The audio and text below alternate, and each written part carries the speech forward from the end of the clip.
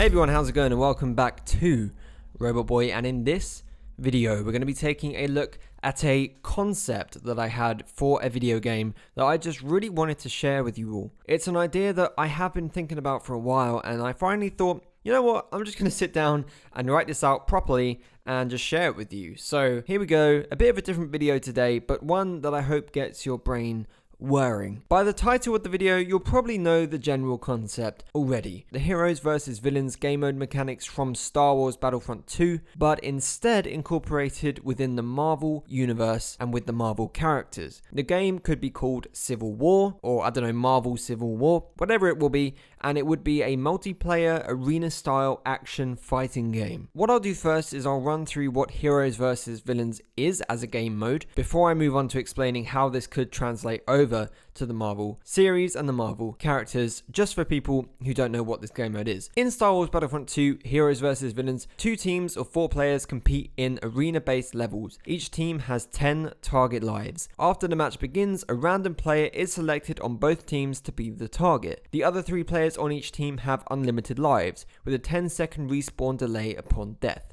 So you can die and take damage as much as you need to in order to protect or attack the other target. When one of the targets is killed, the score goes down to 9-10 and the winning team is stripped of their objective. 10 seconds later, a new target is randomly selected on either team, and the process happens all over again until eventually one team reaches 0 lives, thereby awarding the other team with remaining lives the victory. What is so engaging and exciting about this game mode is that there are so many different tactics to use when playing. The character you pick, whether as a hero or villain, is often crucial to determining the outcomes of some of the matches. The characters are balanced in a rock paper scissors manner, meaning while some characters can more easily defeat others, they in turn can be bested by other characters on the opposing team. This, combined with varying default attacks, dodges, jumps, along with advanced skills assigned to the triggers on console that provide 2 light cooldown attacks or bonus, plus 1 heavy/powerful cooldown attack or bonus. Working as a team is ideal to secure a win, and every match is so unpredictable as there are always completely different sets of characters playing both on your team and against you. No match is the same. Moving on now, how could this translate to a Marvel game? Well, pretty easily, I think, actually. And playing Star Wars Battlefront 2 made me question why this isn't being done. I mean, we could potentially see this in the untitled Avengers project game from Square Enix that is yet to be officially revealed, but for now I want to give you my ideas on how this could work. Playing Spider-Man as well on PS4, this also gave me that inspiration of what if you combine this with Star Wars Battlefront 2. So essentially, you could keep the core gameplay loop in, keep the game mode the same, but just swap the characters, the abilities, and the settings, which I'm going to break down for you right now, some examples of these, and see if you can't get excited about this.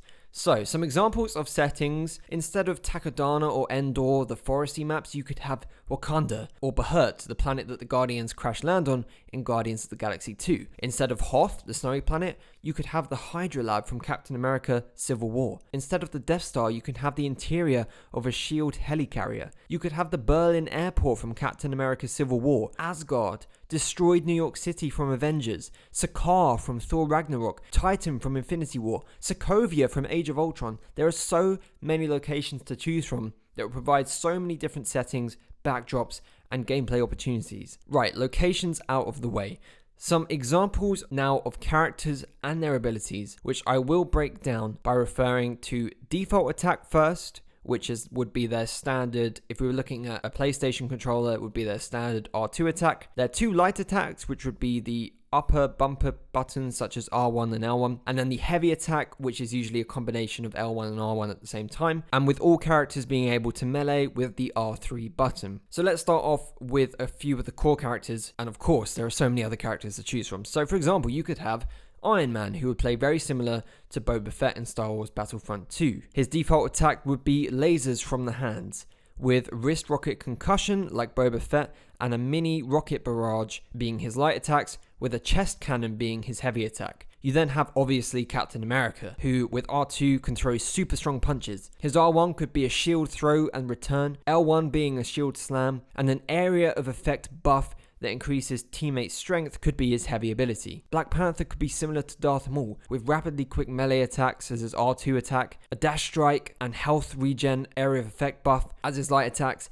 and the kinetic pulse could be his L1R1, his heavy attack that just emits an explosion blasting back all enemies in the vicinity. Moving on now, you could have Black Widow as well, who would play similar to Iden Versio in Battlefront 2. She would have pistols or a rifle as her standard attack, then with electric wrist stun and maybe her Wakandan stun batons as her light attacks, with trip mine explosives as her heavy attack. Not forgetting the God of Thunder himself, Thor, who would play maybe very similar to how Kratos plays in God of War. Actually, this is where I got the inspiration for this from. So his standard attack would be just hitting with his hammer, then the light attacks would consist of a hammer throw and return, like how Darth Vader throws his lightsaber in Battlefront 2, then a lightning energy buff that could heal himself, as well as finally a thunderstorm area of effect attack that would just strike lightning down all around him as the heavy attack. Wanda is also a character you could use, with her R2 being energy shots. She could then freeze enemies as well using her energy, as well as an energy blast or push for the light attacks. Finally, with an energy zap,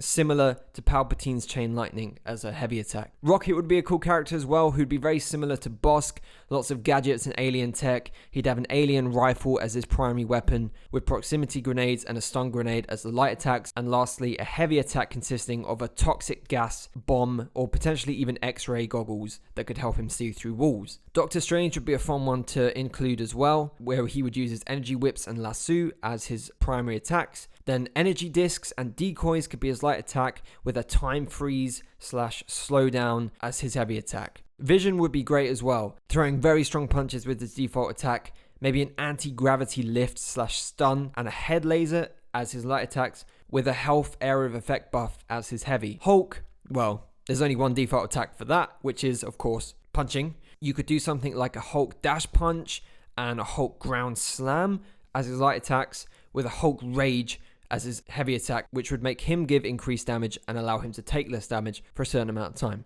And finally, just for the examples, I'm going to end up with Spider-Man. Of course, his combat skill set would be very similar to that of Spider-Man PS4, with punching and kicking being his primary attacks, and then a choice of his gadgets, maybe an electric web or web pull or web up, web stun, I'm saying web so many times, as his light attacks.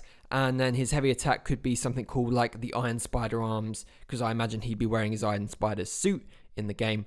So that's something you could do there. And of course, you've got all the other characters: Star-Lord, Rhodey, Bucky, Nebula, Shuri, Okoye, Drax, Hawkeye, and literally everyone else in the Marvel universe that you could use. And I'd love to know what you guys think could be their attacks as well. What's the most interesting thing about this, I think, and why this game should be called Civil War and not Avengers something, is that you can choose any of the characters for your team. There wouldn't be a one-side list of heroes and villains that can't team up. Everyone can pick and choose between the full roster of their team, very similar to Smash Brothers or Mortal Kombat. Obviously, there would need to be some major balancing adjustments going forwards, but this would make the combat even more dynamic and interesting. You don't know who on earth you could be fighting or playing against in the next round. I mean, even put Thanos in there if you want to. He'd obviously be way too powerful though, but I don't know, maybe he could even be in his own asymmetrical game mode.